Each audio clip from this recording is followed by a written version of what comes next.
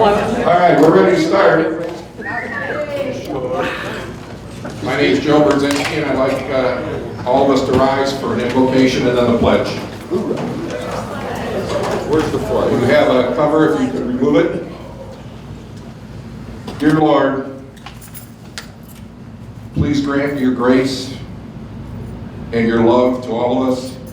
Keep our men and women in blue safe. Protect our country, our state, and our county, and guide the voters so they vote wisely in our next election. Amen. Amen. Richard Bouchard will lead us in the pledge. There's a flag right there. That one right there by the TV Flag set. right by the television screen. Ah, there it is.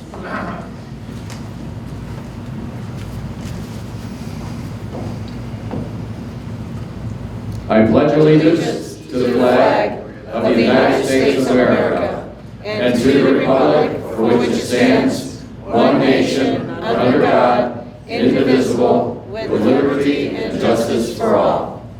Thank you. Thank you, Richard. All right, tonight, Deanna O'Donnell from our local KPVM will be asking questions. I'll be asking some questions, and then we've taken questions here from the audience that's with us, plus we've received some emails.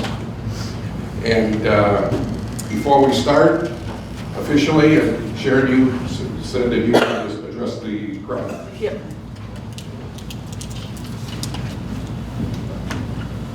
First, I'd like to thank everybody for coming. I think this is a wonderful turnout.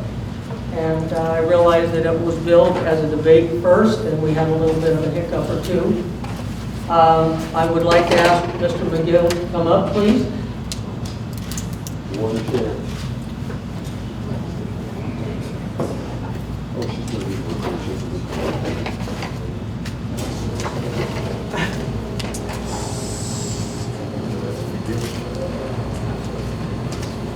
What I'm going to do is I'm going to give Mr. McGill first shot because, after all, M comes before W. And, well, that's right. And I'm going to go sit in the other room and drink a soda pop or a cup of coffee, and he's going to have your full attention, I'm sure. I really appreciate that.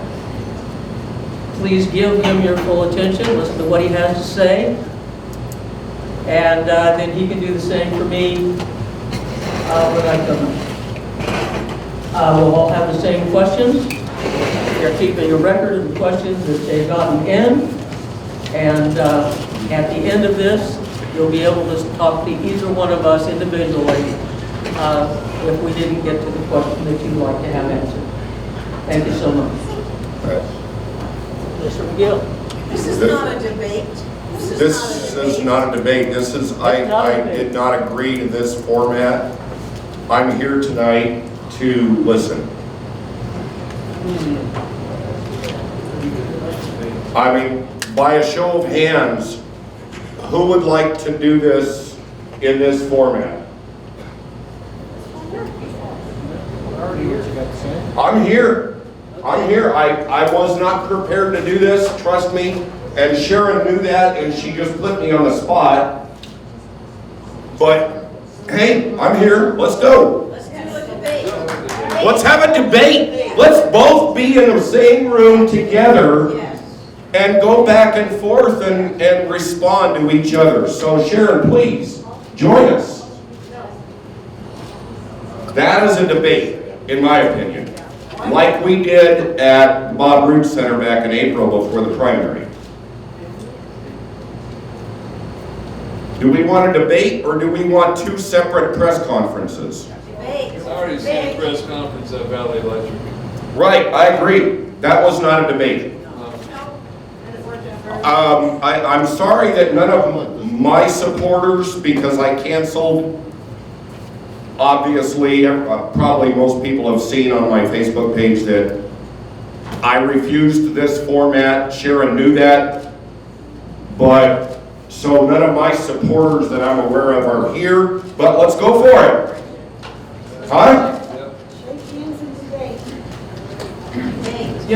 pluses and minuses in everything that you do. Pahrump has never had a true debate.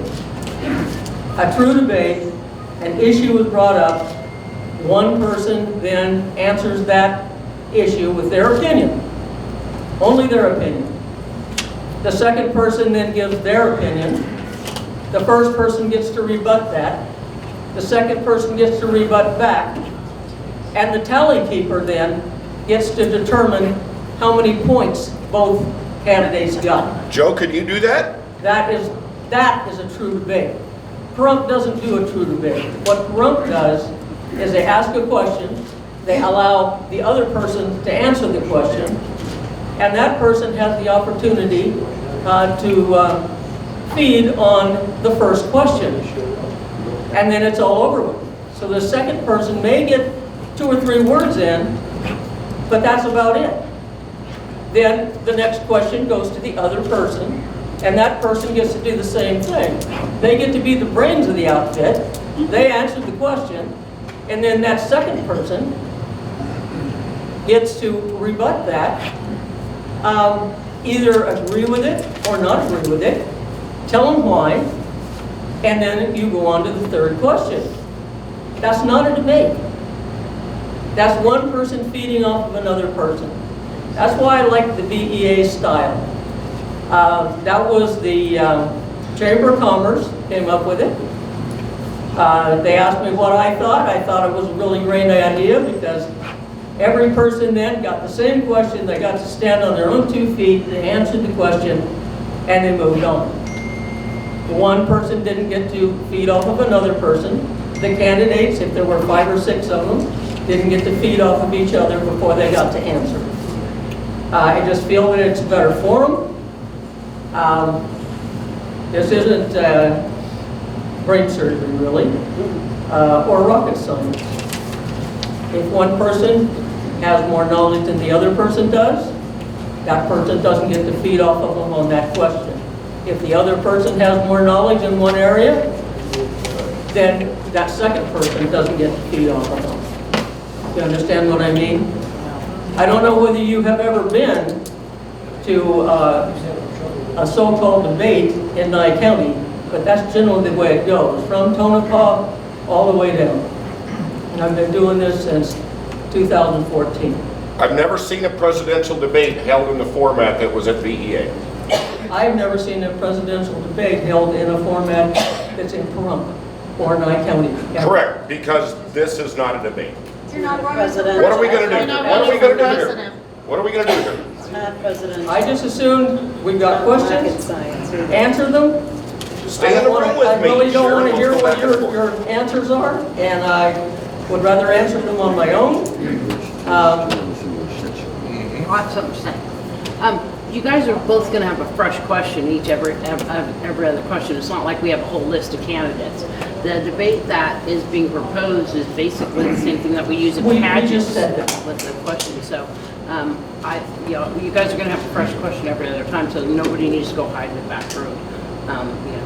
Because it's going to be a fresh question to you, fresh question to you. I answer first, she responds, then she answers first, Well, I that's respond. not the way it's That understood. would be- That would make it so it would be That's easier. not a debate. That's 2 people standing up answering questions, having a joint press No, there would conference. be a response as well, and a debate back and forth on the questions. But I'm saying, instead of us pulling a question and saying, oh, it's going to be you every single time, and putting a number, we give the fresh question to the next candidate. That's exactly what we've done in the past. Well, In before Pahrump and Nye County. the last time that we had a debate, we pulled. I know, and it turned out that one person got 4 of the questions. Yeah. It was totally And unfair to normally I that rotate, person. but this was, that way we suggested the last time. But you guys will have a fresh question each time now instead of like a pageant where you're hiding off in a like, if you guys want. I think that's totally unfair, That's up but to if you. you want to go ahead and do it that way, that's fine. It's Go okay. ahead. I'm not the decision maker here.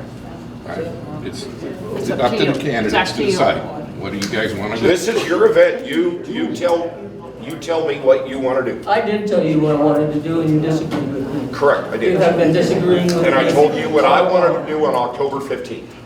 A debate, back and forth.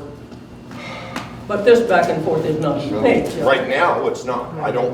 What we're We doing don't need right to do this. now, Let's get past what we're this. doing right this second, that's a debate. Well, we've got to hand the mic back and forth to do a debate. Keep doing that debate thing. Let's go. Let's go. This is more of a I was debate. not prepared for this tonight. As a Well, matter of fact, the I'm only not- reason I'm here was so that you wouldn't go on the internet and say, I no-showed. Well, So you here told I me am. you were gonna no-show when you walked out of my booth. What, you ready to go for it? Go ahead. Let's go for it. All right, you got it there? Thank you. You guys All are right, spicy. first question. Hey, some The rules. Yeah, nobody's punching anybody, okay? Did we have All right, time? they're asking what are the rules. Nobody's punching anybody, okay? That's funny. You touched me.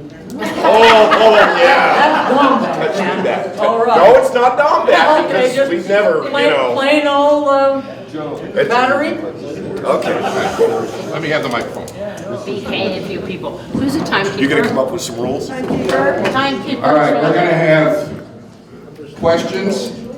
You will have 3 minutes of response time per question. Mr. Shewalter has a sign, and then when you have 30 seconds left, he will hold it up. Gives you a warning. We will rotate the question. And it looks like this. Okay, we'll ask Sharon question first, and the next question we'll ask Joe, then we'll go back to Sharon with a different question, and so on and so forth. Is that agreeable? Is there a rebuttal for the 10 seconds? All right. Is there a rebuttal? Do we have a rebuttal for the 10 seconds after again? We can do a rebuttal for 10 seconds. One rebuttal. Okay? All right, first question. You're gonna be busy. All right? Can you tell us about your educational background in law enforcement? To who? Sharon. And then you. To me. I started in law enforcement, sworn in October 15th of 1975. I worked 19 years as a patrol cop without ever going to post. I went to post, I was a valedictorian and Top Gun. I held a basic, intermediate, advanced, supervisory management, and I'm waiting for my executive certificate to come out. Not only that, I worked in the counterintelligence field. I was a criminal intelligence officer for Wade Liskey, and also did all of his special event. Used to do all the plans for Harvest Festival. When any big bands or whatnot would come out here on a regular basis, I did all of the security and positioning of all of the SWAT team, etc. stuff. I went through SWAT school in 1985. One of the only females that went through at that particular time. I was taught by Dade County and LAPD as a joint venture. Let's see, what else? I was a SWAT officer for 5 years for the Nevada test site. I was on the DOE SWAT team for about 18 months. I was in training for about 5 years, ran the range, was a range master from 1976 until 2000, well, it was under Brian, 2014. I've written lesson plans for the range. Let's see, I was an armorer for M16, M219, M60, the 302 grenade launcher, the M37 grenade launcher, ran tanks and response vehicles in the Peacekeepers. I had 3 of those under my command.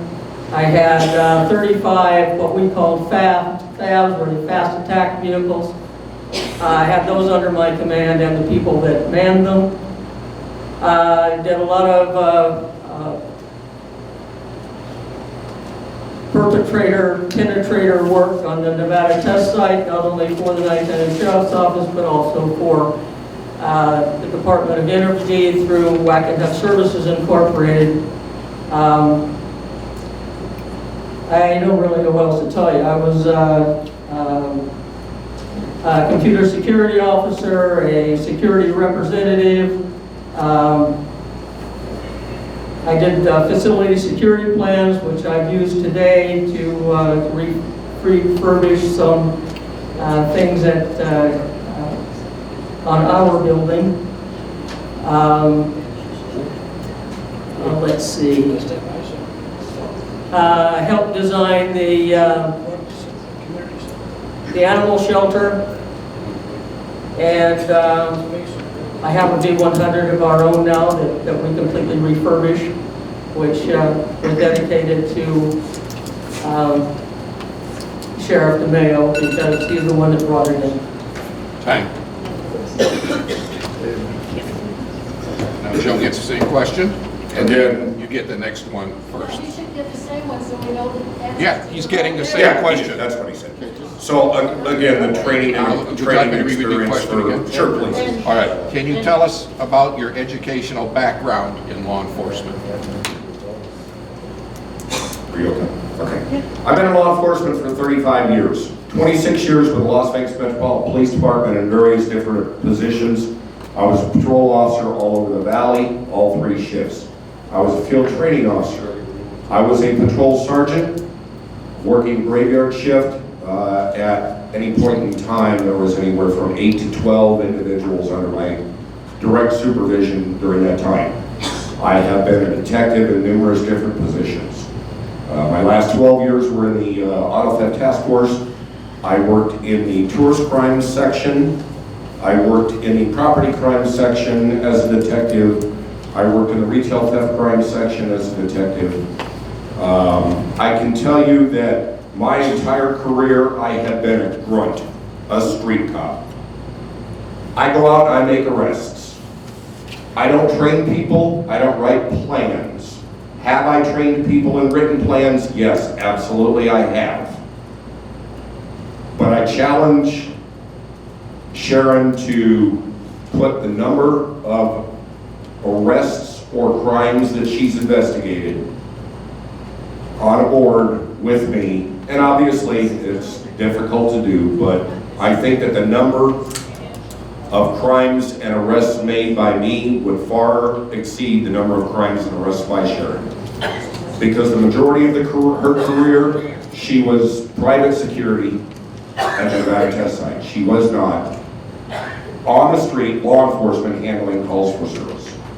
Protecting the citizens of the community, responding to your need for help. And I'm done with that, thank you. Now rebuttal. Okay, I get to rebut. And I do rebut.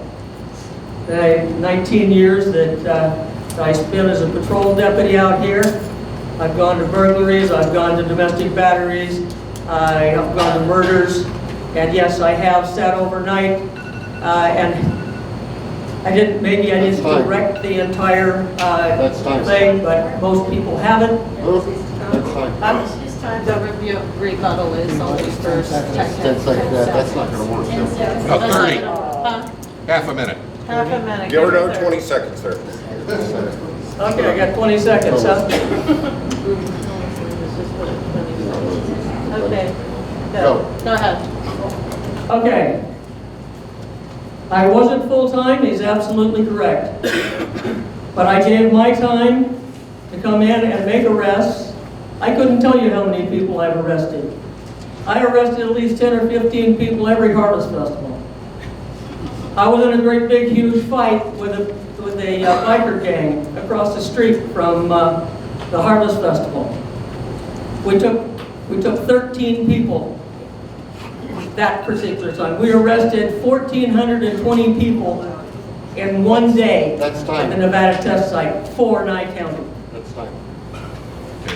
Deanna, you will I was in the arrest team. All right, I just want to point out that I did have a call, and I'm going to share the mic with you. I don't have the cold anymore, so I don't think I'm going to take it. Oh, I don't want a Give me cold. coffee. I'm not giving you a cold. It was 2 weeks ago, I swear. You didn't want to give me COVID either, I didn't give you COVID. What are you talking but about? you tried. I did not give you COVID. Now they're having a debate. All right, I want to say, I really want to know more about the biker gang fight with you. That's my biggest, okay, so, here's my question, and it's gonna go first to Joe McGill. It's no secret that the sheriff's office has a divide right now, whether that's, typical or not typical, especially during political season. Some officers have expressed that they feel that they're not supported, even some have said that they're oppressed. Can you talk to me a little bit about how you would bring this group together after this and in the future? As she said, there's no secret that there is a divide. And yes, every election season, there's going to be a divide because there are going to be people on the department that are going to want to vote for one individual as opposed to the other, and vice versa. So there's always going to be a divide. Right now, our department has, the Deputies Association has voted by 96% to endorse me. The Sergeants Association voted by, Deputies Association 98%. The Sergeants Association voted by 96% to endorse me. Those remaining percentages for each association was one person in each vote. The Firefighters Association voted to endorse me, and I cannot give you a number on that because I was not provided a number on that. The Lieutenants and Captains Association refused to endorse anyone. They didn't want to put their name behind her, but they were afraid to put their name behind me for fear of retaliation. That is what I've been told by individuals. The department, based on those facts, and those are facts, 98%, 96% firefighters endorsement. The first responders in your community do not want 4 more years of Sharon Wehrly. They are desperately asking for a new sheriff beginning in 2023. And I'm going to provide that. How am I going to keep them happy? First of all, on day one, they're going to be happy because they are no longer going to be claiming, as you said, oppression. They're no longer going to be disrespected by their administration. Right now, the department feels like they are not respected by their administration, and I can tell you that myself because obviously I am part of the department. Sharon Wehrly stood in the debate at the Pahrump Center in April and said, 80% of my department is a bunch of disgruntled employees. Why is that, Sharon? You have created that. There was an email that came out department-wide that said, your morale is not my problem, from Sharon Wehrly. Absolutely, it's your problem, and especially when you have created that problem with the morale. Thank you.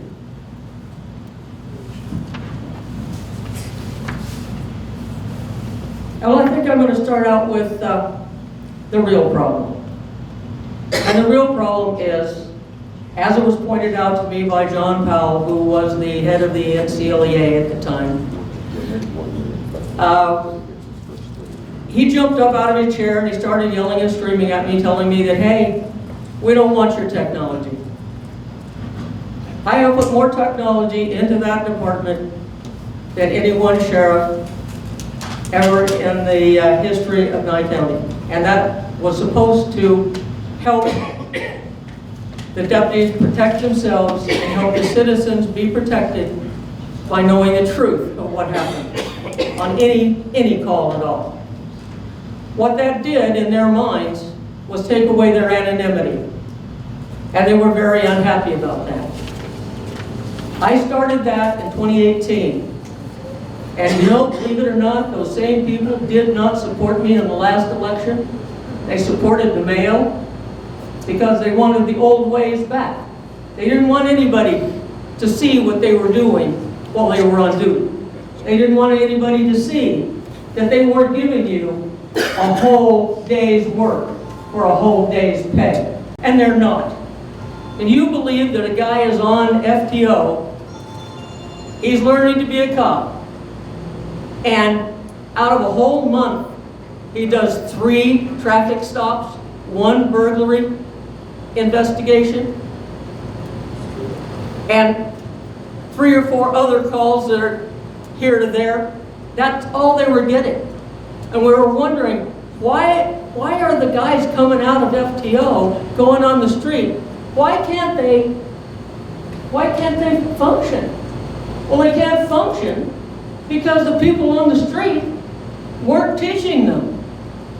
And we're able to actually classify that now because we have the technology to be able to follow them around digitally, electronically, and actually put a map up of where that individual person went in his patrol car every shift, and how long he stopped, and which other patrol cars were with him, and how long those patrol cars were there. No, they're really angry at me.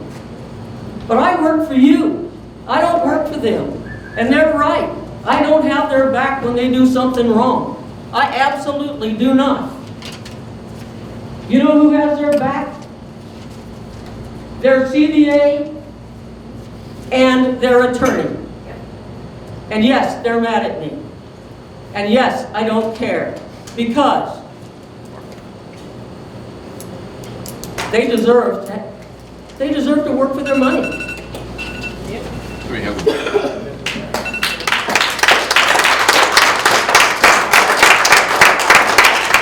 our format has changed somewhat. I just want to make sure we understand the ground rules. I think we should allow a minute on rebuttal instead of the 30 seconds we originally planned.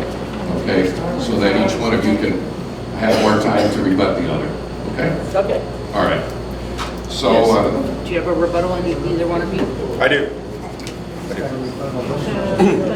So is this one going to be 30 seconds and then go to the next question? It's going to be a minute? 1 minute. 1 minute. 1 minute. Keep it simple. You okay? Yeah? You good? Okay. There are aspects of the vehicle cameras and body cameras that deputies do not like. Yes, she is right there. They don't like the feeling of Big Brother watching over them. You're right. However, the body cams were a mandate by state law. She cannot take credit for this. Complete credit, I'll give you. You put them in before the mandate came into effect. Yes, I agree. The car cameras, I think they're a fantastic thing. They don't like the fact that administration can turn on their body cameras and car cameras at any time administration chooses. That's what I've heard from the officers on the street, from the deputies on the street. And I have received comments about that being done and having been caught on things when they were not on call and shouldn't have been on. That's fine. Okay, my turn. All right. She wants to rebut. New question. New right? question. She has a I rebuttal. get to rebut. Oh, okay. That's the way this works. It's called a debate. Okay. Okay, that's absolutely true. However, the only time that we actually turn those cameras on is when they don't answer a code 4. We call out with dispatch code 4, we want to know that they're okay, and if they're not okay, after the second time, the dispatchers are told, find them. So they can look on the screen and see where they are, and they can look through their cameras on their, not their body camera yet, but on their camera, on their patrol car, and they can see where they are.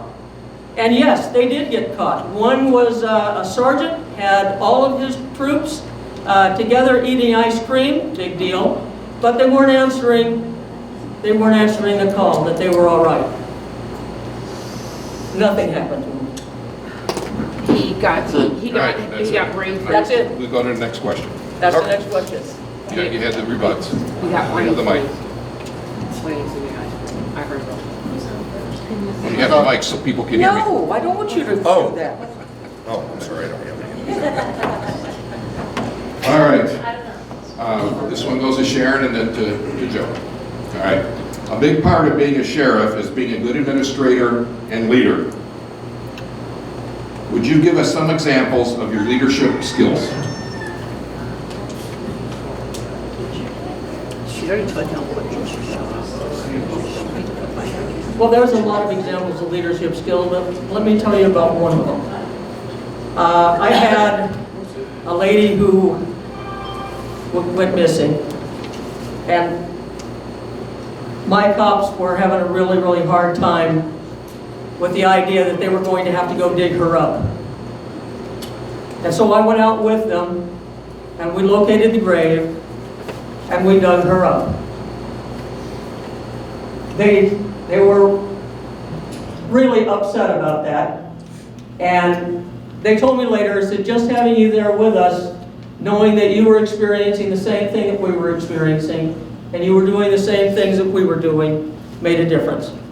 Now, I don't get to do that all the time because I have other things that I must do. But I would much rather be out in the field doing things with my guys than I would sitting at a desk doing the other things that I have to do administratively. Okay. Again, please. Yes. A big part of being sheriff is being a good administrator and leader. Would you give us some examples of your leadership skills? 35 years of being the senior person on my team working, and the fact that people have looked to me and come to me as a senior person and as a leader. I've had patrol squads come to me and say, Sarge, I would rather that you write me up instead of just chew my butt. Because the fact that I felt like I disappointed you hurts more than having a write-up in my file. I have been a leader. This department, all of the deputies, sergeants, lieutenants, have asked me to become their leader by showing their endorsement. That's my leadership skills. I have been doing it my entire career, as well as Sharon has. And to be honest, you really don't even need to answer that question, because I am going to acknowledge, yes, you have been in leadership roles all your life. But feel free to rebut. I have been in leadership roles all my life. I led over 175 people at a shift. I've led arrest teams. I've led force on forces. I've planned those force on forces. But better than that, I know budgeting. I know how to work that budget to get the most out of it, the biggest bang for the buck. And that's something that you absolutely have to have in this business. You also have to know all of the facets of what you do as a sheriff. And I do know those, and I know those very well. But you didn't know going into it either. You did not know those things going into the job as to begin your first term any more than I did. Well, that's not true. And it's not true because I had the opportunity to be mentored by Stick Davis and Wade Liskey. And yes, I was put in those, I was given an insight with both of those guys. They allowed me to do things as a reserve officer that most people don't get. And yes, I did understand a lot more than you understand. Even sitting down with me for 2.5 hours, you only cracked the surface. Okay, Dan, I have a question. Oh, Let's start with Joe. Let's talk about how important advanced training is within the sheriff's office and to keep current on up-to-date training, especially when we have things like mass shootings going on. Can you talk to me about any advanced training that you yourself have had or that you have had other deputies take part in? Advanced training after the academy is extremely important because law enforcement is an ever-evolving process.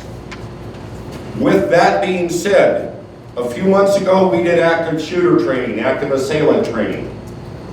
The lesson plan was, I believe, a 4-hour lesson plan and breezed through in about 45 minutes. The lesson plan was created in 2017. Can anybody tell me how many mass shootings have occurred since 2017 in the United States? I don't know either, but several, a handful at least. Things change, tactics change.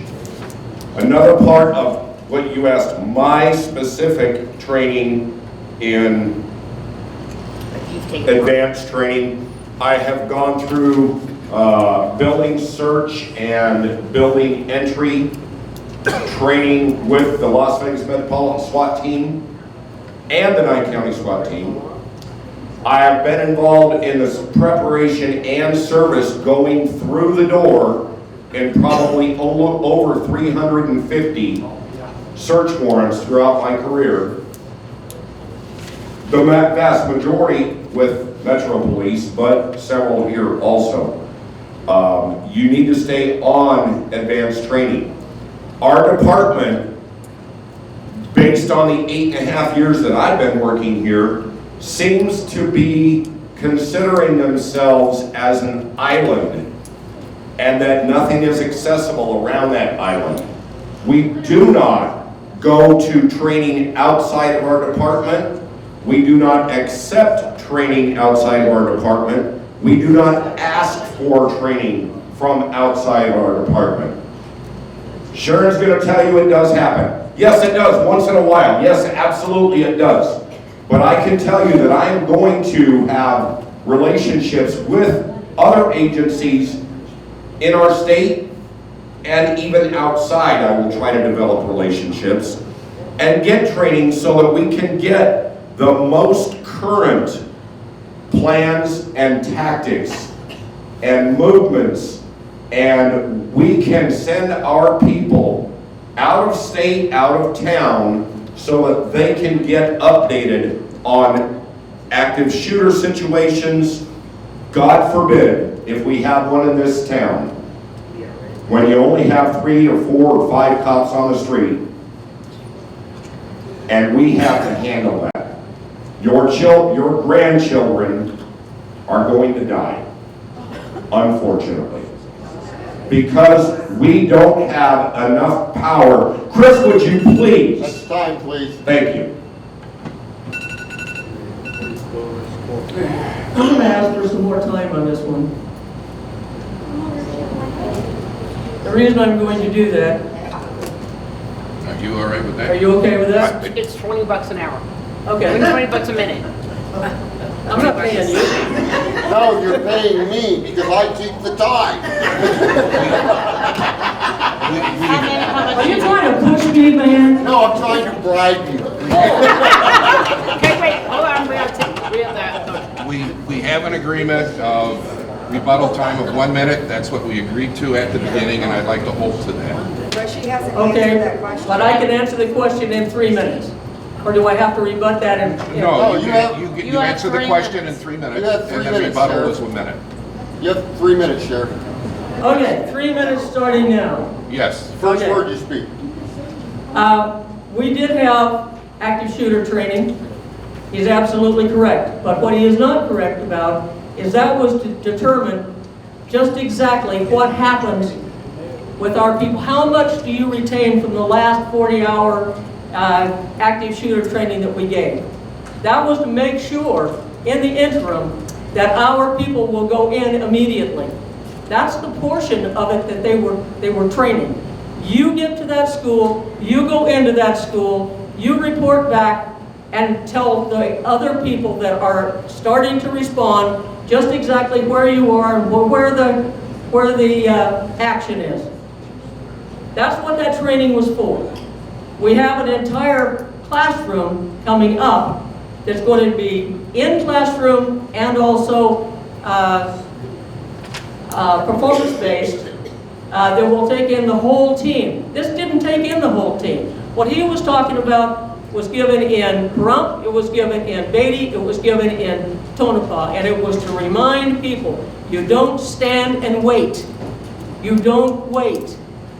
You go in. I don't want people to die. I don't want kids to die. Our kids are the most important thing we have. It's the only thing that brings us into the future. And I don't want any of those children to die. So therefore, I wanted to make sure after the last shooting that our people understood that they were to go in immediately. They are not to wait for backup. They are not to wait for their lieutenant or their sergeant or what have you. That they are to move and move now. As far as training goes, we've trained with the FBI. We've trained with Department of Defense people. Not only our SWAT team, but some of the regular deputies. We bring training in most all of the time, whether it's drug training or sniper training. We work with Metro. Metro just took a look at our SWAT team, and they're giving me an idea of what we need to do. Do I have any more minutes left? About 30 seconds, we'll say. Okay. What we did with the SWAT team is we sent them down to Metro. They worked with Metro a couple of days, and they got, Metro gave us a little card on what they thought, a report card on what we needed to do, what our strengths were, what our weaknesses were, and we're working on that now. We've got a new plan coming up. I talked with a assistant SWAT commander today. He asked for a bunch of stuff, and he's getting it. They have a robot that they just learned to use. Yes, all of those things are happening. Thank you.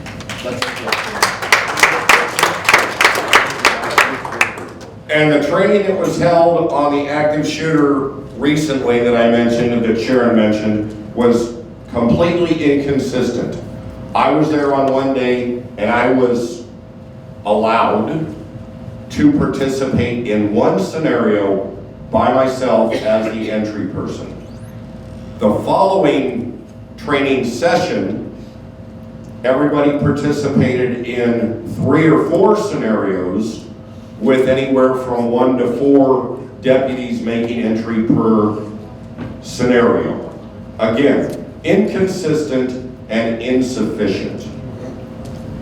Sharon has a May minute. I? Yes, you have a minute. He's absolutely correct. The very first time, the trainer didn't understand what he was supposed to be doing, and only one entry was made. What he was supposed to be doing, since it was all recorded on body-worn camera, and in the training tribunal, we went back, we reviewed that. That was changed before they moved to the next group. And one person went in, then we had a 2-man team go in, and then we had a 3-man team go in. It's the people that are there first that are going to go into that room. They need to be able to talk.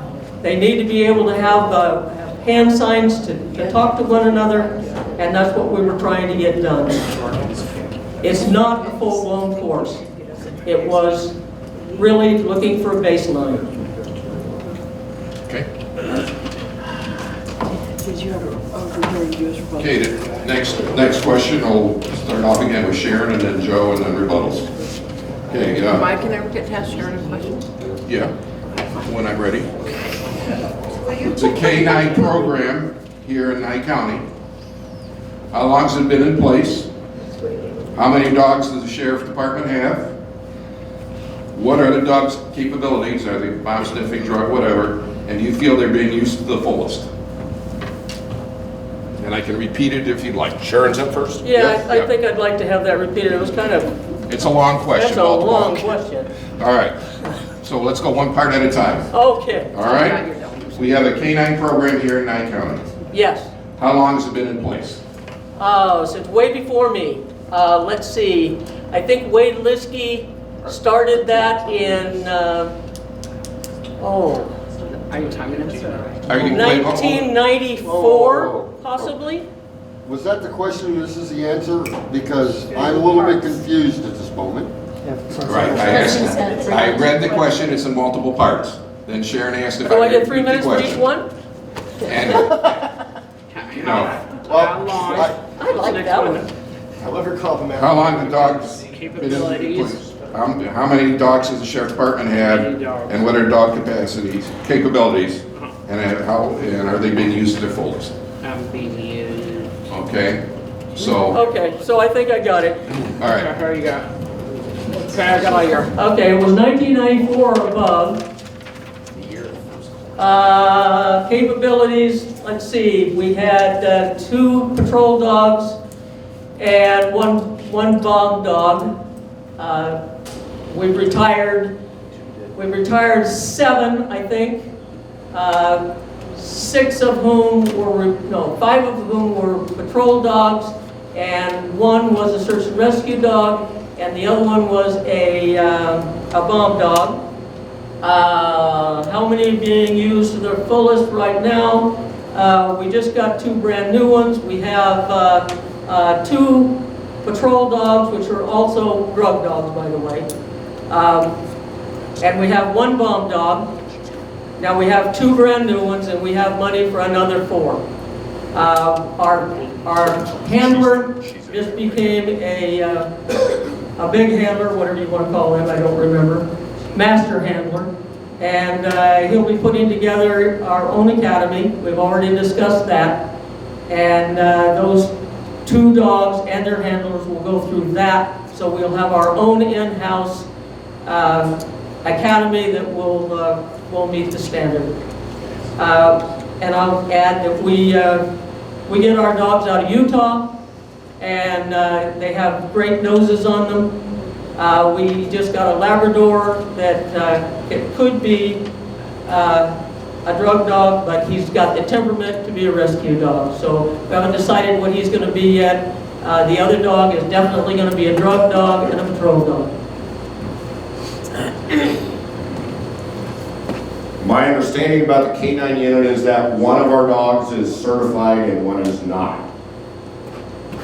How can you put together a criminal case on a person on a canine sniff or a drug sniff without being a certified dog? Secondly, the master handler, kudos to him for doing this, but he just got trained. We need to train our handlers and our dogs with experience.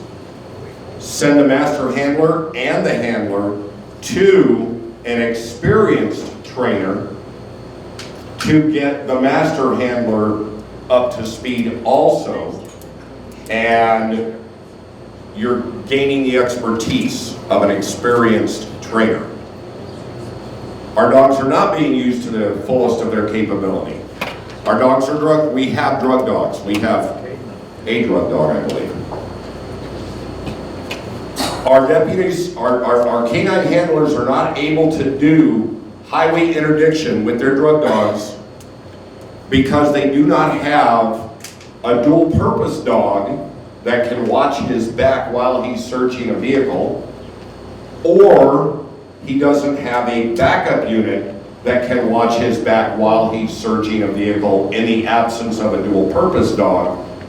And that is an absolute necessity, because a deputy cannot be doing a search of a vehicle for drugs without somebody being there to watch his back. It is not safe, the bad guy is not contained, and you don't know who may come walking up or driving up while you're in that car searching for drugs. Let's get more people on our department. Let's get dual purpose dogs. Let's get backup for our deputies out there so they don't get killed on the side of the road and somebody drives by 45 minutes later and finds them. let's do some highway interdiction so we can get a couple of $100,000 or $1 million in a car that can be seized through the forfeiture process and transferred and used for drug training, interdiction, enforcement. I've been saying this for a year now, that we needed to increase our canine program. And suddenly, Sharon decided to go out and get a couple of dogs and assign a couple of deputies. And the issue of nepotism is there also. We need to consider that. That needs to be considered. The appearance of nepotism in our canine. We considered the appearance of nepotism in our canine unit, and we handled that beautifully because, you see, that guy is not over that particular person who has just become a canine operator. So let's go back just a little bit first, Joe. We sent a canine handler that was a very good canine handler, been a very good canine handler for the last 6 or 7 years. We sent him to school to be a master handler. He doesn't need more school to be a master handler. He knows how to do that. And I'll tell you, that part really bothers me. And I can't say any more, right? Had a minute. Do I have a minute? You have about 10 seconds now, I'm sorry. Okay, well, that bothers me because the guy that was our master handler decided that he was going to take another job someplace else. That's Okay? tight, Sharon. He was the guy that was supposed to, That's tight. oh, that screwed me. I'm sorry. Thanks a bunch, It's folks. this thing's fault. It's just, you know. Do I get? You have 1 minute. Oh, I do. Okay. You have 1 minute. The interesting thing about what she just mentioned, that person that left the department had been on this department for 20 years and could not stomach coming to work anymore because, as with many of our deputies, is afraid that he's going to be fired on a daily basis. And that's what they say to me, and that's why they're endorsing me. 98%. Answer the question. I think I just did, Frank, thank you. No, you didn't, because that guy was insulated, even if that was true. Yeah, I don't think she gets another 30 seconds, does We're she? gonna do the 1 minute. There's only one rebuttal. Or yes or no? Yes, on rebuttal. Then we're, Do I get to rebut or not? yes, you do. Okay, that guy worked at the Nevada test site. He managed, I let him take his dog with him. I negotiated with DOE to have that dog go on the Nevada test site. Crazy. And he finished off his career at the Nevada test site with his canine. That canine went to another handler when he decided that he was going to retire and go to a different department. So that's a bunch of bunk. We can't just walk on the Nevada test site any day of the week we feel like. Nobody was trying to set him up. He had absolutely no, as you put it, target on his back. Joe's gonna get his rebut now. You got 2 minutes. Yeah. You got it, Joe? That's cool. Do Change that rules in the stupid middle. thing. Well, I didn't. He's the moderator. That deputy was a 20-year deputy with the Nye County Sheriff's Department. He was also a very content, very happy to be a canine handler. Transferred to the Nevada test site because he had to get away from the administration. Straight from his mouth to my ears. Left this department where he was for 20 years to commute to Boulder City for another job to finish out up until the point when he retires. That is a desperate person having to leave and get away from a situation. Do I get to rebut? No. Well, rebuttal. Move on to the next question. All right, so we switched it up so I can ask Sharon hard questions. yield. Ask your question. There we go. Your gun, I fought for your right to keep concealed carry and change the test that you have to take for concealed carry. Did that last year. And that's really all I have to say about it. I believe in the First Amendment, I believe in the rest of the Constitution, and the Bill of Rights, and I am a constitutional sheriff, have been for a lot of years now. All right.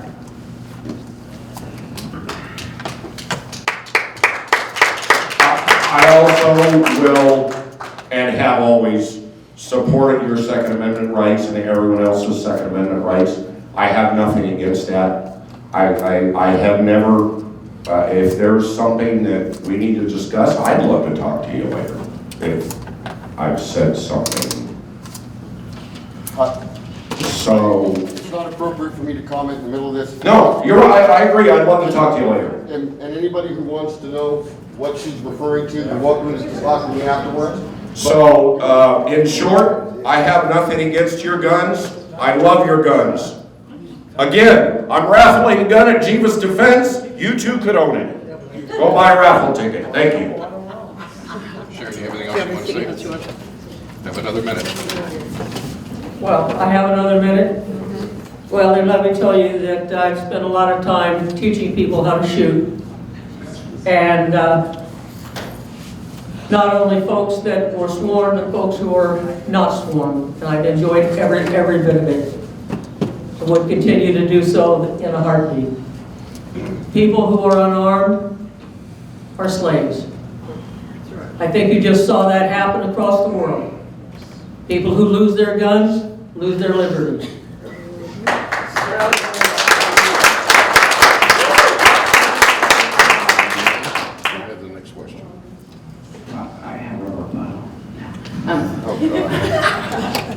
No, you have a question. Oh, we're looping here. Yeah, I noticed it, so. All right, my next question is, can you talk about how much local politicians or even national politicians or state politicians and political parties influence you in your job capacity as the Nye County Sheriff? Or if you were elected to Nye County Sheriff? Yes, goes to Sharon first, right? Yep. They don't. This job is a nonpartisan job. Everybody has to come to us as an equal. Yes, I'm a Republican. Yes, I have certain beliefs as a Republican. But those beliefs don't rub off onto anybody else. This job, you have to look at being completely neutral. Everybody has a right in this country to believe what they want to believe. And it's up to the sheriff to make sure that they have a right to be protected in their beliefs. I have done that dutifully throughout this entire tenure. And the third tenure, I hope I'll be able to do it again. I've gone against the BLM, I've gone against fish and wildlife people. I stood up one person to another and said, look, you're treading on very thin ice because you're treading on my Constitution and my constitutional rights and the rights, the constitutional rights of the people that I serve. And I'm not going to put up with it, period.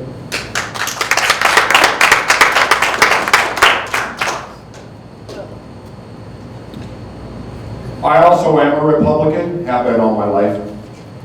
Not that it matters because, as Sharon said, it is a nonpartisan position. Politics cannot play a role when it comes to the law. The law is the law. If I, in my beliefs or political beliefs or morals or whatever, if I disagree with a law, I can argue it, I can go to court. My job as the sheriff beginning in January, is to defend and uphold the law. Equal treatment under the law. Equal treatment under the law also takes place in the administrative position, in the workplace. And when that doesn't happen, we have individuals who are not treated equally under labor law or discipline law. And when there are certain individuals who get preferential treatment or deferential treatment different from the group, that is another thing that has to be addressed and isn't being addressed. People are being targeted on our department for their support for my candidacy. I have been specifically targeted in the last year several times. And obviously this being not my group, I'll drop it at that.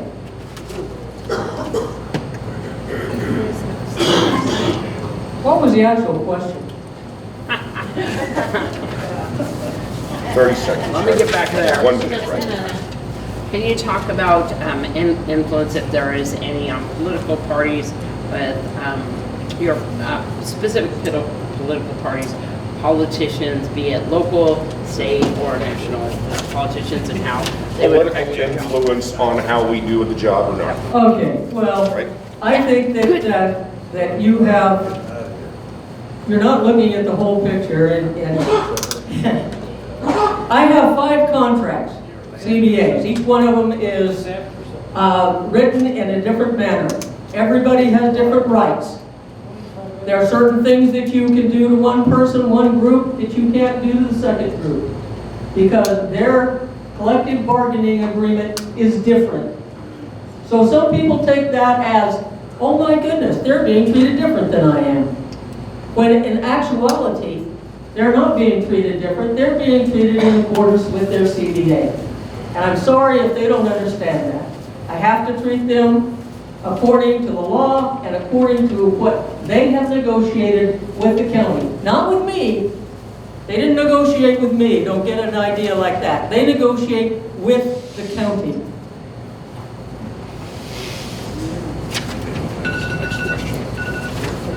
Okay, I have the next question, and I'll start with Joe.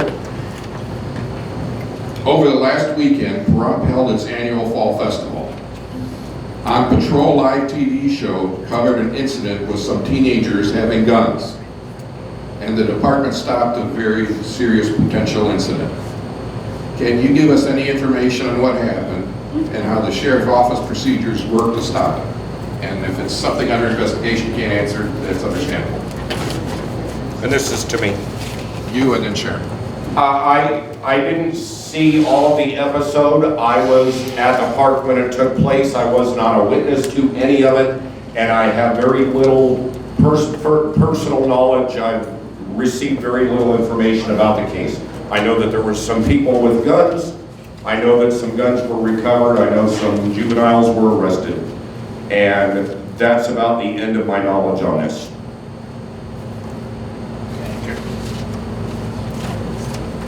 Well, since I was manning my little booth when that happened, I don't have any personal knowledge of it either. However, I do know that one lieutenant and one deputy caught one very, very fast little kid running away, and they found out that he had a firearm on him. My lieutenant was 58 years old, very proud of himself that he kept up with a 28-year-old deputy and a 15-year-old kid. That's about all I can tell you. And I want to applaud that lieutenant being 58 years old, keeping up with a 15-year-old kid. 3 guns were. Oh, do I get to rebut that too? No, I was going to tell what happened. Yes. You want to rebut what I just said? Applaud it to him? What's said? Did you want to rebut? No, I just wanted to say that I was very proud of the guy for doing that. The guy is. And he didn't have a heart attack and die. There you go. Thanks, Alan. All right. Yeah, 3 juveniles were arrested for unlawful carry. The other one for concealing. Are you timing here? information. Are you timing, Deanna? I can't, I don't have a timer that goes that long. I think he said the wrong number. I think I'm a news person, so I talk for a living. All right, but anyway, so, and yeah, all the juveniles, there was 4 arrested in total. So just to keep the sheriff's office updated. All right. We could have done all that by watching the news. See, I haven't got my deck yet. All right. Okay, so I think it's my turn, Tess. It's your turn, ask a question. That's why you have the microphone. Ask a question. You had a 1 minute report. You did. Yeah, just talk until the buzzer goes. Yeah. I'll talk. No, I was talking to Sharon, not you. Deanna, do you have a question? Yes. Go ahead. What would you focus on, and do you focus on, how officers interact with the public and other employees? You want to run that by me again? Training. Training and interacting with the public and interacting with other members of the staff and officers within the department.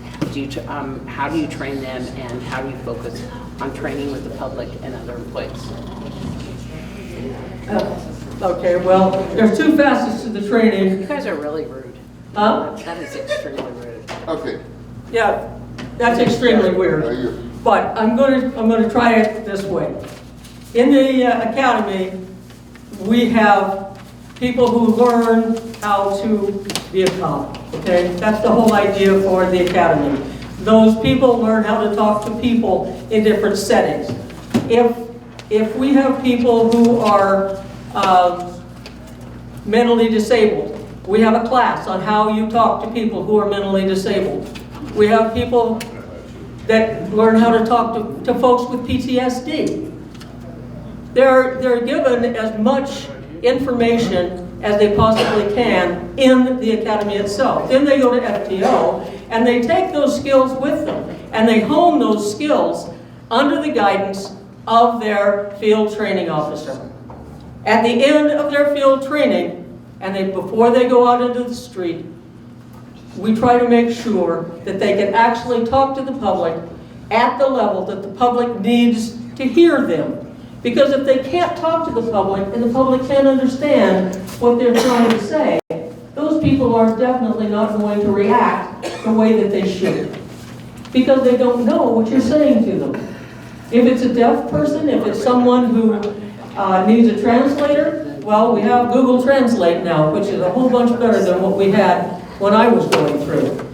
I had to go try to find somebody who spoke that particular language, and it was usually Spanish, but then again, it could have been Chinese or Taiwanese or what have you. With Google, all you have to do is just go in and choose the language that you want, and that person will understand what you're trying to say to them.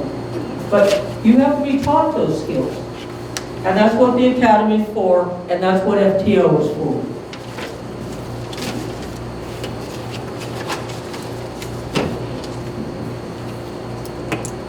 One minute. I'm going to go with a different angle on that than what you did, and not for any other reason, but a lot of that comes with experience, being able to diffuse a situation. But the direction that I'm taking, the question is that we have to show compassion. Regardless of what the situation is, it might be a very heated situation, it might be a traumatic situation, it might be a death of a loved one, it might be an injury of your dog, it might be whatever. And the biggest thing when dealing with people, interpersonal interaction, is to show compassion and understanding in a tough situation, and sometimes let that person vent.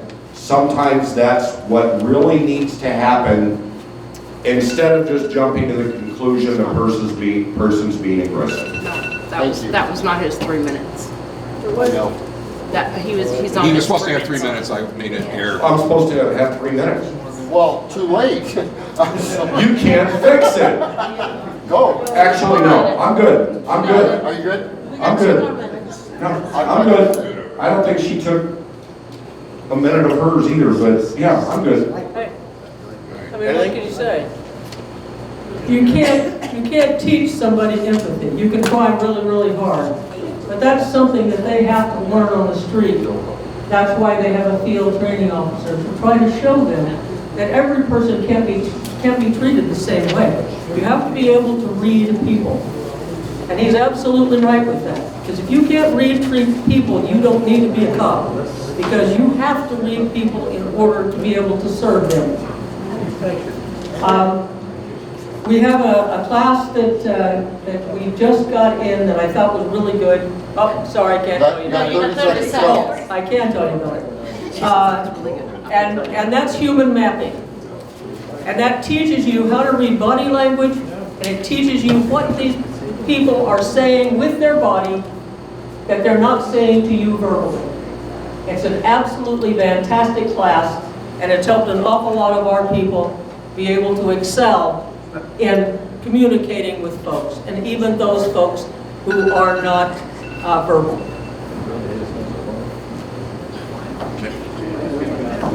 All right. Next, a audience question, and I'll revert back to Sharon to start off first. This is a question here from today's audience. Who will be your next in command, and what is that person's qualifications? Who was my next what? Undersheriff. Undersheriff. And what is that person's qualifications? Well, I don't have a next undersheriff. I have one undersheriff. And he's sitting over there in a blue... There you go. And his qualifications, and he's been with the department for quite a few years. He's been a detective. He worked with me at the CAC, which is a Child Advocacy Center. We work very, very well together. He has a background in sexual assault. Doing those cases, he was a deputy on the street for a very long time. He's worked murder cases. He's worked the same things I have, really. Burglaries and property crimes and people running in and out of buildings with sticky fingers that they shouldn't be. Vehicles being stolen and so forth. And he has learned the administrative side of being an undersheriff. And the reason, how he did that, I mentored him a little bit, but Kevin McGill, who was the undersheriff to Lombardo, mentored him an awful lot. And for that, I'm very grateful.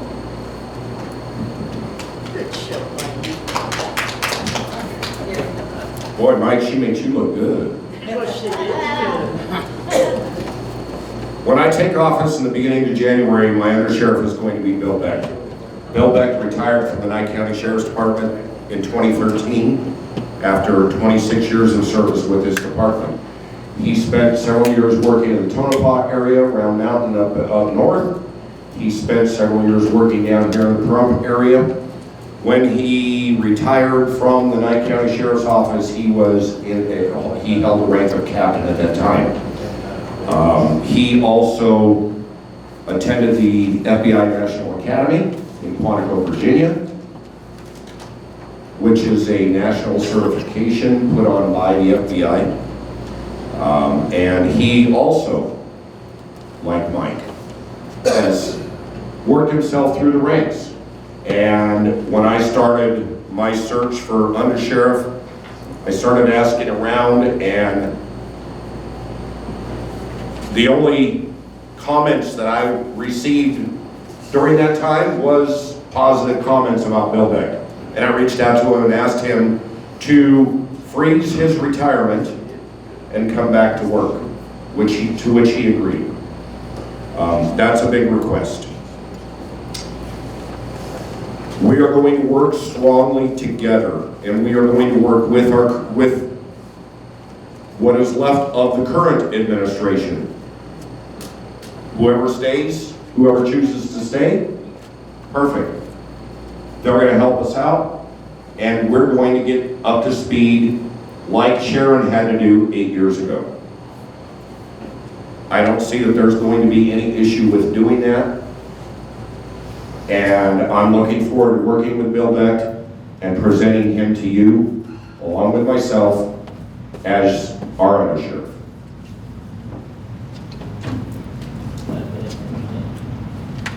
8 years ago, I had to dig out. The policies and procedures for Nye County Sheriff's Office were 26 years old as an average. It hadn't been changed in that long, even though legislature had changed many times. They changed laws many times. They weren't reflected in the Nye County Sheriff's Office policies and procedures manual. There were 31 policies that were more or less up to date, signed by DeMayo. The rest of them were signed by Wade Liskey. That's an example of what the prior community had to offer.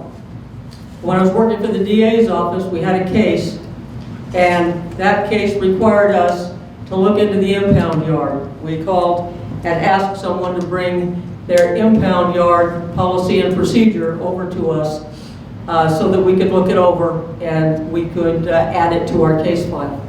It was 23 years old. I don't want to go back there. Thank you.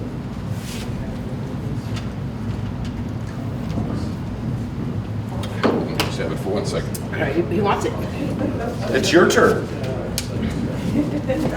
We are looking at 7:38, and we were planning to run this till 8 o'clock, if that's still agreeable to both candidates. We'll end the date. All right. So, Dan, your next question. Joe wants to go home. All right. Let's see. You went through my, did you see my notes about policy and procedures? All right, here we go. What policy and procedure or practice do you agree with in the current sheriff's office? Things that you would like to change, goals, and what's some of the things that you disagree with? And agree with. Did I say that right? What policies and procedures do you want to change? Which ones do you agree with? Out of the 230 some odd. Right. That's impossible to answer. Did you take some notes? Yeah, that's impossible to answer. There are so many policies addressing so many different things. I have already started the process on my own to start going through some of the policies. And for the most part, the changes that I have noted to myself were simply grammatical, punctuation, things like that. That I would maybe like to rephrase something just so that it sounds better, or it makes more sense, or a wrong word. It's a proofreading issue, and I'm not putting that fault on anybody. I'm not saying anybody did anything wrong. I'm just saying that for the most part is really my only changes. I am going to continue to go through the policies, and when the time comes, make what changes I feel are necessary or appropriate. It's a requirement for everyone who hires on to Nye County Sheriff's Office, very first 2 weeks that they're hired on, they go through the policies and procedures and are signed off. Those policies and procedures change on a regular basis because the legislature changes. The next big change is SB 116, and that changes the way that we look at traffic. That changes from criminal to civil.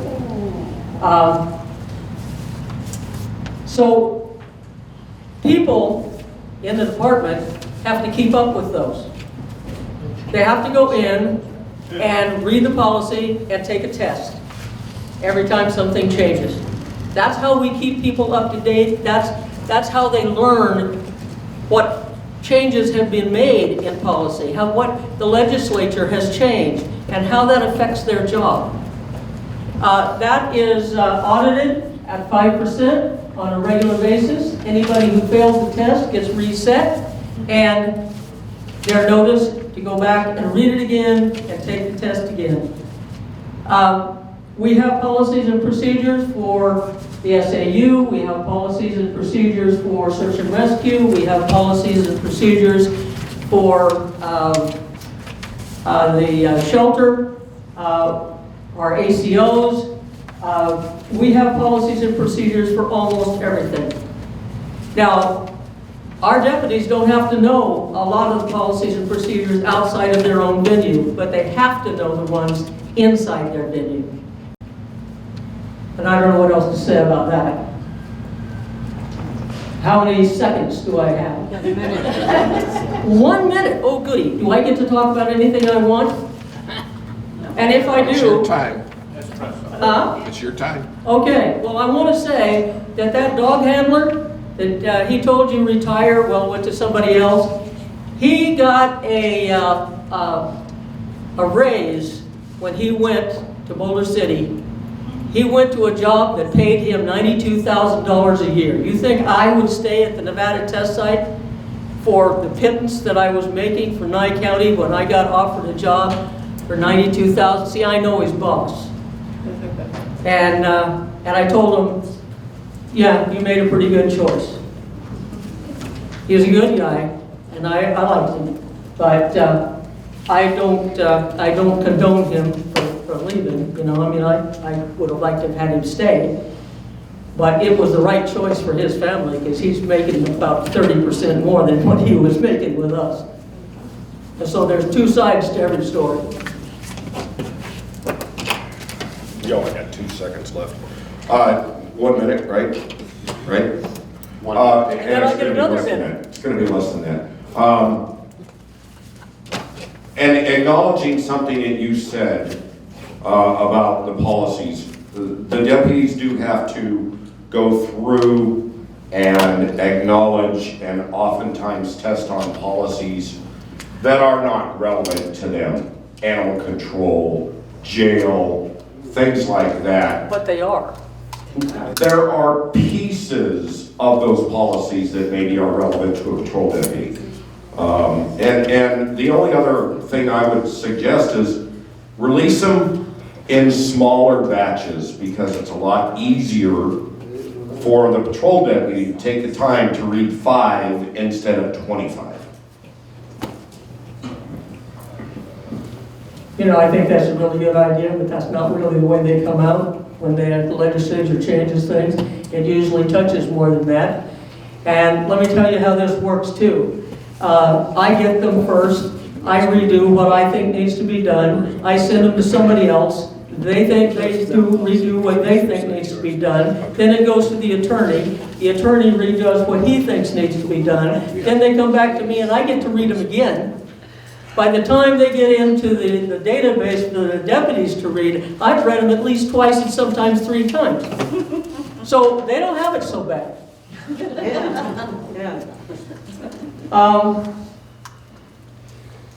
Policies and procedures are always a problem, but our deputies sometimes act as animal control officers, and therefore they need to know what an animal control officer does. And they can go to those policies and procedures on their app and look them up so that they don't do something wrong. If they want to know whether an SAU person is doing the right thing, they can look it up on their app, and that'll tell them. Now, do you understand what an app is? Stop, stop, stop, stop. Okay, I got it. Are you going to teach us what an app is? All right, next question again, we'll start off here with Sharon. There has been a problem with keeping deputies here in Nye County after training them. What will you do to keep deputies here in Nye County? Pay them more money. That's a DOCC situation.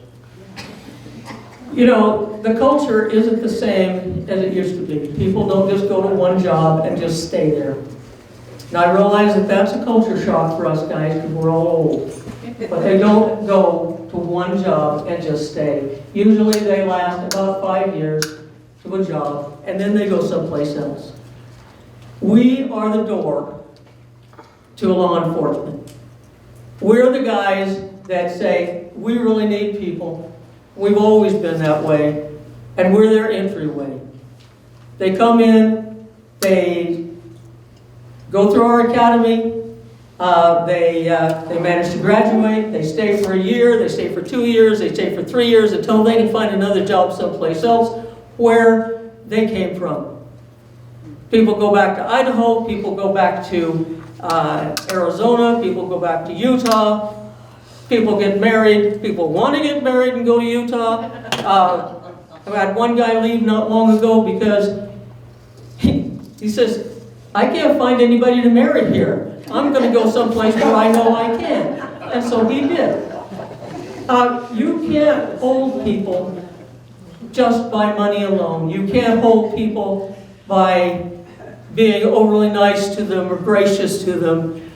People want to move, and they do. I haven't written out exactly how many people have left the department in the last 3 years. I think it's somewhere around 86. 3 of them died. Some of them didn't make it through FTO. Some of them just didn't like the job, got out of law enforcement completely. There are 5 law enforcement officers that want to come back. 2 of them are now in backgrounds, so they left. They know they want to come back. So we're not such a bad place if people want to come back and rejoin. The grass always looks greener on the other side of the fence. Move.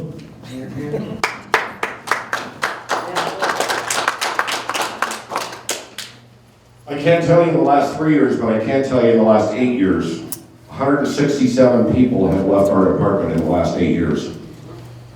That's almost our entire department. That's almost a 100% turnover in 8 years. That, I would say, is about unheard of.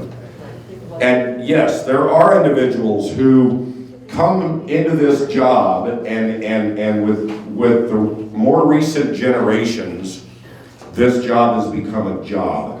When you and I started, it was a calling. It was a career. It was a calling. Your heart was in it.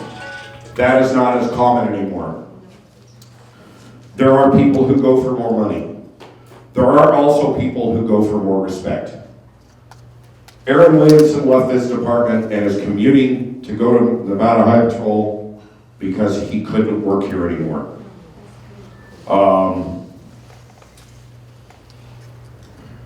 Who else?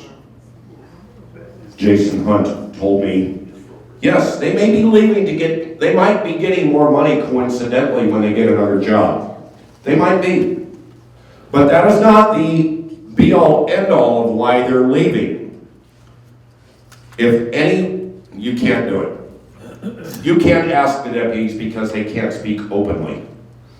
But they would tell you that they cannot stand to come to work more often than not.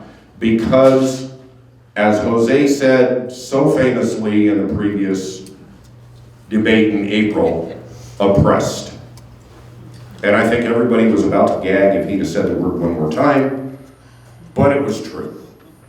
The deputies are not appreciated, not respected, working with substandard equipment, cars with 200,000 miles on them, and they're breaking down on the way to 911 calls. And, well, we're getting new cars here in probably a few weeks, right? We're getting new cars. How many of those new cars are going to go to the administration instead of the deputies? That's a good question. None. Oh, well, let me. They're all going to her.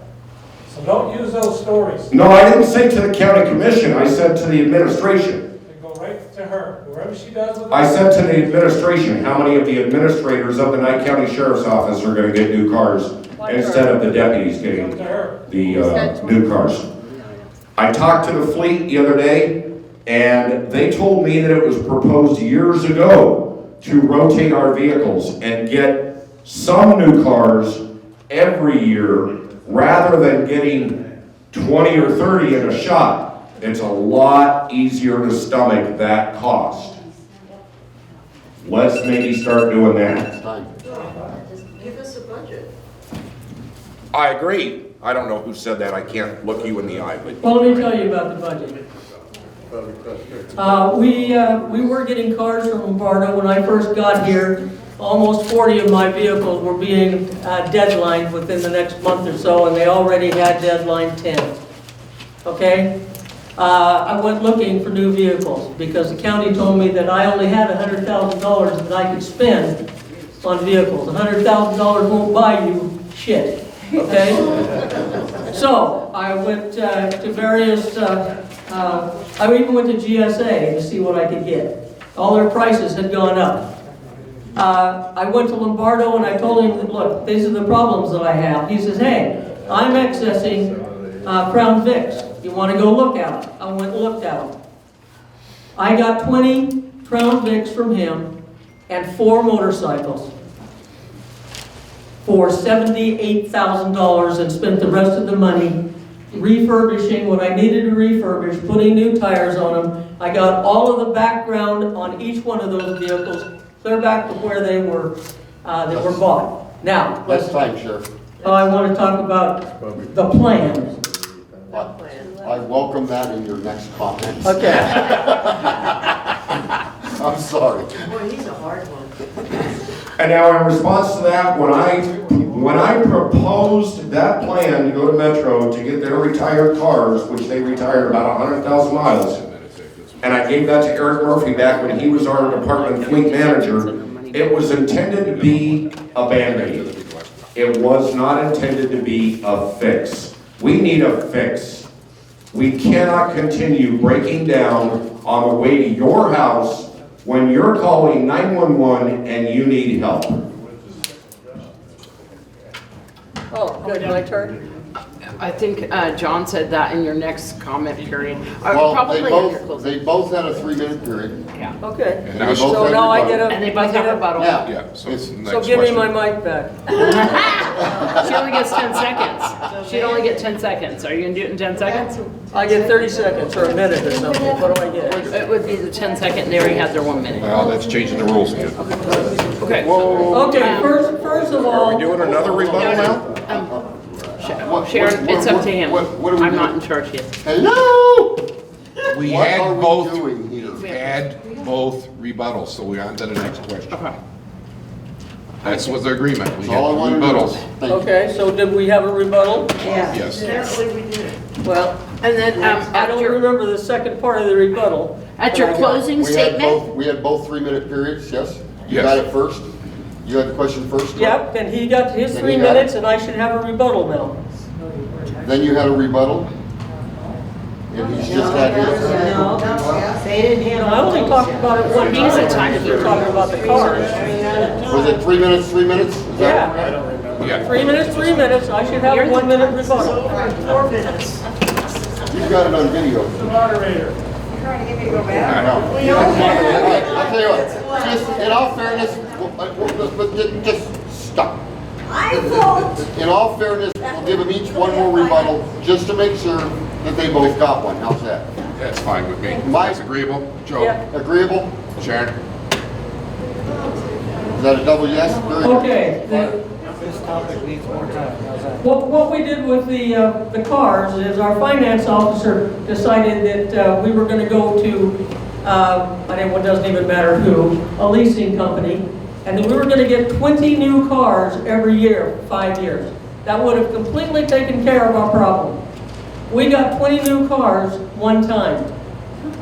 Then in about a year and a half, we got another 20 cars kind of dribbled out.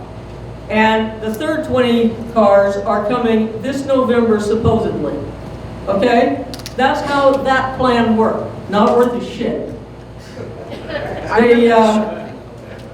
The Lombardo cars, we got 2 sets of those.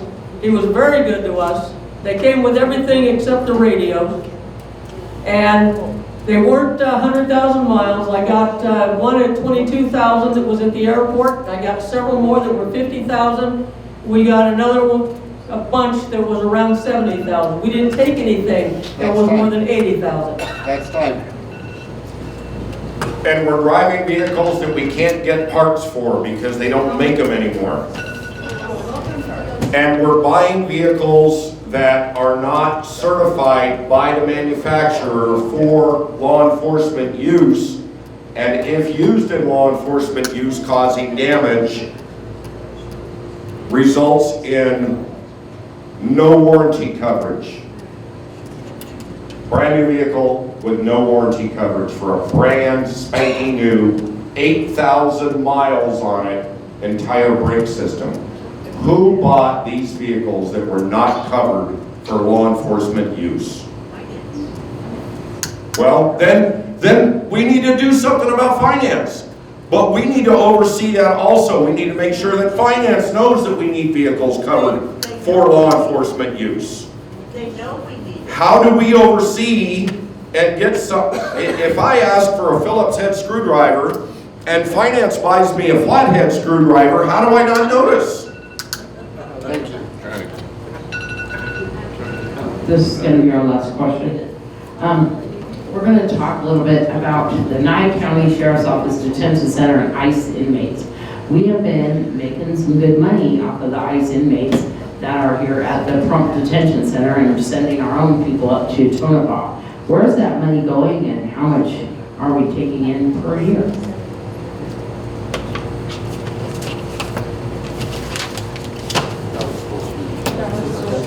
Was that him first? Or was that me, Joe? McGill first. That was him. Oh, it's me first? Yes. Oh. Well, because I'm not part of the current administration, I don't know those numbers. I haven't asked for those numbers. My understanding is probably that the income from that goes into the general fund and then gets divvied out. I'm going to have to determine based on my own research when I come into office as to whether that's a beneficial system or not. I don't like the idea of the fact that anybody getting arrested in Pahrump has to be moved to Tonopah to be housed because our jail down here in Pahrump is full of ICE prisoners. Maybe it would have been better off, since the ICE people probably tend to have less family here because they're being shipped here from other places also, that they go to Tonopah. Again, I'm not part of the current administration, so I don't know those facts. Those are facts that I'm going to have to educate myself on when the time comes to make a decision as to whether I think that the ICE contract is beneficial or not. At this point in time, I don't see any reason why it wouldn't be beneficial, but again, I am going to have to educate myself. Well, real quick, it's very beneficial. That ICE contract allowed us to staff the jails safely for the very first time in Nye County. It also allowed us to put medical and mental health in those jails and open the Tonopah jail, because the Tonopah jail was closed. We got 35 jobs out of the ICE contract. All we do is we rent beds for $92.50 and they pay us.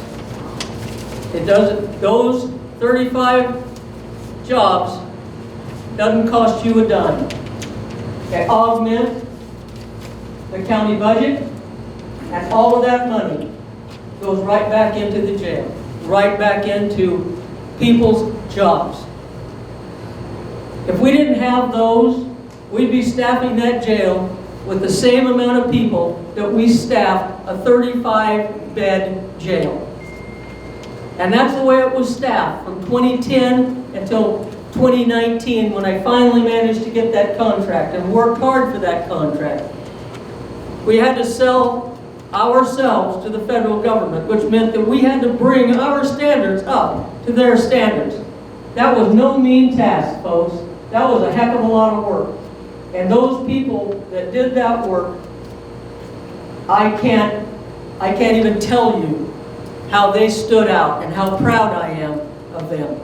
Because they've saved this county an awful lot of money.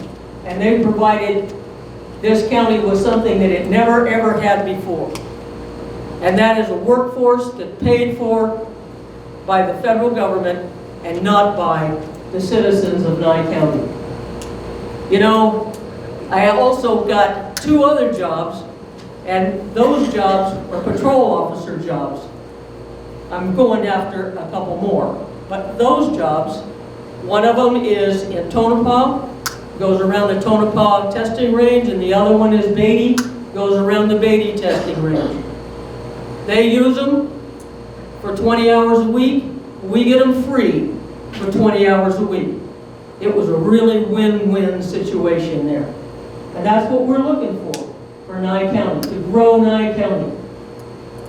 So yes, our ICE contract is very important to us. We're even going after a marshal's contract just to make sure that if something happens with the Biden administration and they pull that from us, we'll have a backup.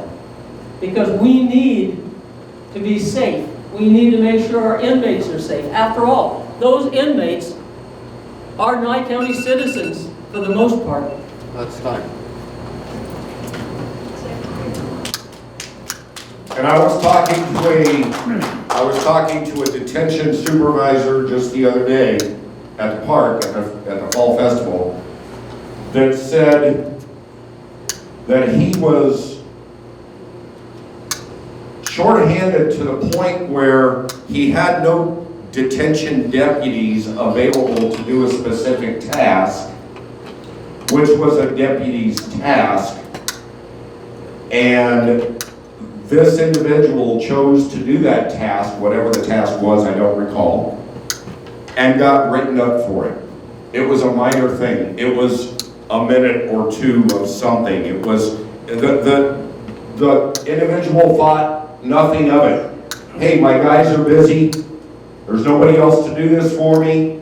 I'm going to do it, and got in trouble for it because he was shorthanded and said he'll do it again. Well, he was probably short-handed because he had somebody out on vacation. He probably had somebody out on sick leave.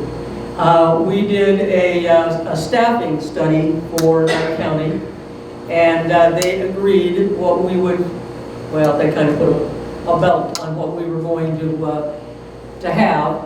Our staffing that we really wanted was once again as many people as we had per shift, just to be able to staff vacations, sick leave, would have helped when we had COVID. But this county can't afford that. We are actually making money for the county that they bring back to us by paying people's paychecks. And we staff it as best we can. We have a good staff when they're all there.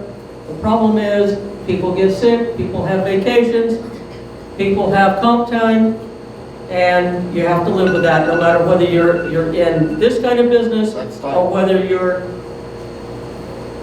in a corporation. That was it, right? I don't get it. She's done. We're done. All right, that completes all the questions, but I think it would only be fair if we do, each one of you have a 3-minute closing statement. Can I ask Sharon what this is for? Okay. And It's called the tape measure. you're confusing me. Be quiet. All right, so we'll let Joe start and then Sharon can finish. 3 minutes. Joe.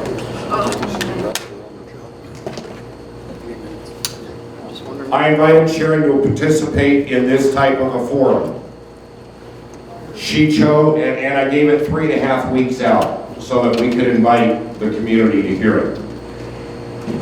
She chose to ignore my calls for 48 hours, except for a message to my work phone that and I'm giving you the credit, you did call my work phone, that I brought to her attention that that's my work phone and I cannot use it for campaign purposes.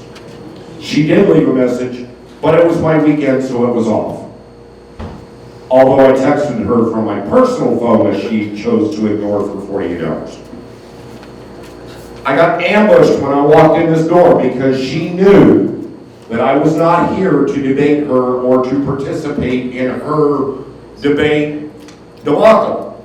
That she tried to pull on us tonight.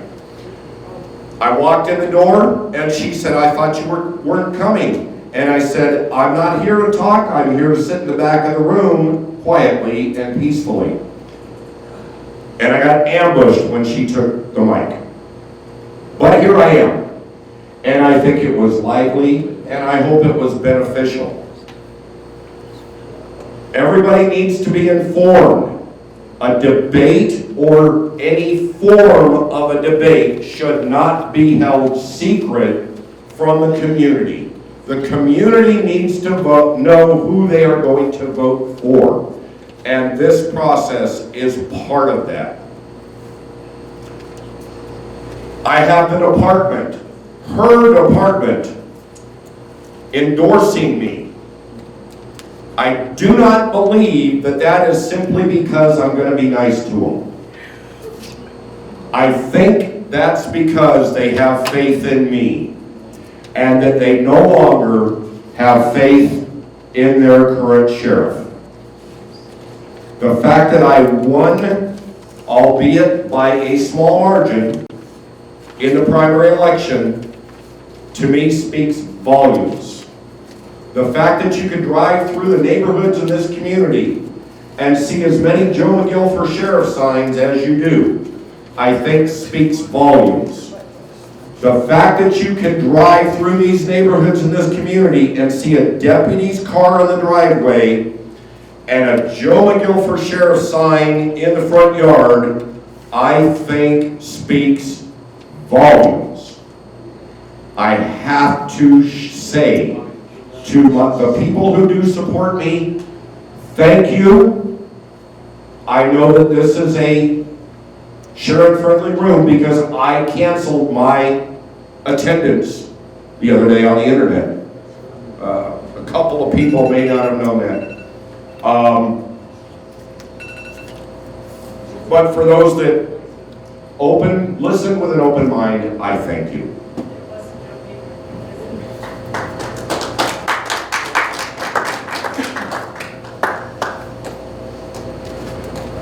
Well, when we started this, I got ambushed. He set it up so that if I wasn't able to come, I looked bad because I wouldn't debate him. He put that out on his Facebook page, didn't bother to call me first, didn't bother to call to see if I had a date open. No, he just went ahead and did what he did and said, oh well, I'm going to win either way. You know, that's not the way it should happen. But you know, I kind of got a little devil sitting on my shoulder and said, well, Joe, you want to play it like that, we'll play it like that. And so I did the same thing to him. I changed the date, not the time, not the place, just the date, and I sent it back to him. And by the way, I don't carry my other phone because that one is my non-work phone. And so, therefore, I didn't even get his stuff. I carry my work phone with me. That's this one when I'm working. And I'm working most of the time. So what I did was I sent him a little voicemail real quick. I don't know which, I don't call him on a regular basis. I don't know whether it's his work phone or his non-work phone. But I did let him know it. Then all of a sudden he got really angry about that. And he come over to my booth and he started doing this stuff. And at the end of it, he said, you're going to do it my way or you're not going to do it at all. Well, we ended up doing it your way, Joe. But I don't think that it turned out exactly the way that you thought it would. You know, I don't mind debating anybody, but I like somebody who isn't trying to play games or make somebody else look bad just for a political reason. I have never tried to make him look bad. I have never said anything bad about him. And yet he's gone in the paper and called me incompetent. He's gone in the paper and said a lot of other things about me. I have not said anything bad about him or his campaign. And I'm not going to now. Other than the fact that I think you need to know the truth. I am not a sneaky person. I just don't do those things. But listening to him, I'm a really sneaky bastard, you know? And I'm not. I never have been, and I never will be. I'm honest with every one of my employees. It's not my fault that they choose to go against the policies and procedures. And it's not my fault that I treat them equally and they get written up.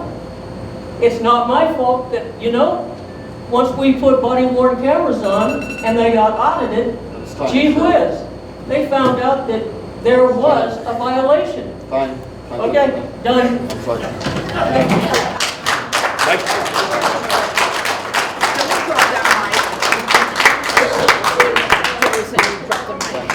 I want to thank everyone for attending tonight. I want to thank Sheriff Wehrly and Joe for being here and giving us your information. And remember to go vote. Thank you very much and have a safe drive home. Thanks for having me too. Thanks so much, you guys. You guys did a great job. Really glad that you decided to debate. I think it went really well. And everybody got to see all the fancy stuff. And it's you guys and I talked about all the issues. Okay. Thank I you. want to say one more thing, and I'm not timed. I want to thank everybody for coming. I really appreciate it. And we're going to have another one of these October 10th, if you'd like to come. Another I debate? will get the nugget. Another debate? You said another one of these. Let's meet and greet type of thing. Okay, right.